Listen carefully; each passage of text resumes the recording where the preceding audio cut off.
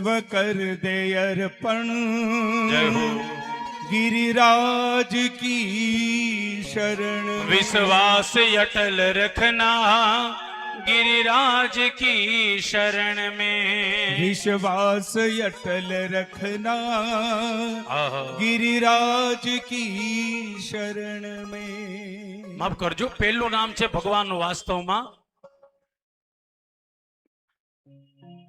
ભગવાનનું પહેલું નામ છે, હંમેશા યાદ રાખજો, જ્યાં સુધી ઠાકોરજીએ ગિરિરાજ પર્વતને ન ઉપાડ્યો ત્યાં સુધી પર્વતનું નામ હતું શ્રી ગોવર્ધનનાથ।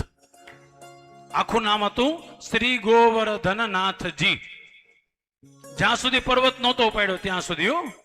પછી ઠાકોરજીએ પર્વતને ઉપાડ્યો એટલે એનું નામ પડ્યું ગિરિરાજ ધરણ। હજી એક નામ છે ગિરિરાજ, ખાલી ગિરિરાજ। ગિરી એટલે પર્વત, પર્વતનો રાજા। આપણે ત્યાં પર્વતના બે રાજા છે, કોણ કોણ ખબર છે ને? એક સૌરાષ્ટ્રમાં છે જુનાગઢમાં ગિરનાર, અને બીજું છે ગિરિરાજ।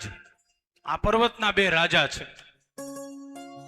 ન ભૂલતો હોય તો પદ્મપુરાણમાં એવું લખેલું છે, આ બધા જેટલા પર્વતો છે બધા પર્વત અલગ કેમાંથી થયા? જેટલા પણ પર્વત છે કેમાંથી અલગ થયા? તો કે હિમાલયમાંથી। એટલે શિવ મહાપુરાણમાં પણ કથા છે, શિવ મહાપુરાણમાં એવું લખેલું, દુનિયામાં જેટલા પર્વત દેખાય છે બધા હિમાલયના દીકરા છે।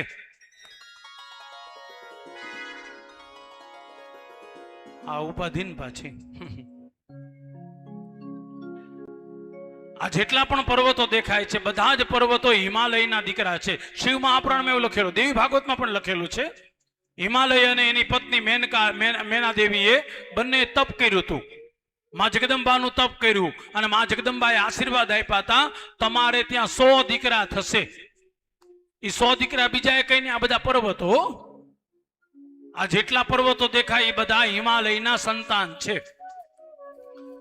માફ કરજો, ધીરે ધીરે ધીરે આપણી શ્રદ્ધા વધતી જાય છે અને એક બાજુ તર્ક હોતે વધતો જાય છે। શ્રદ્ધા વધે એનો વાંધો નહીં, પણ તર્ક કોઈ દી વધવો ન જોઈએ, કારણ કે તર્ક વધે ને એટલે શ્રદ્ધા ઓછી થઈ જાય।